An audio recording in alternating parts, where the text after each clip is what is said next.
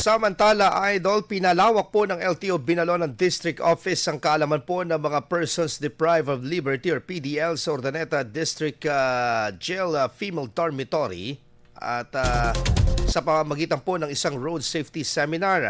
Tinalakay po sa aktibidad ang mahalagang aralin tulad ng traffic rules and regulations, pedestrian safety, road courtesy at kahalagahan ng pagsunod ng batas upang maiwasan ang aksidente.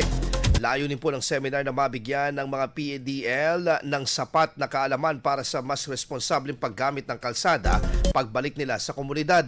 Ayon sa LTO, ang ganitong mga programa ay bahagi ng patuloy na kampanya para sa mas ligtas at disiplinadong kalsada sa buong rehiyon. IFM News. IFM News. IFM News.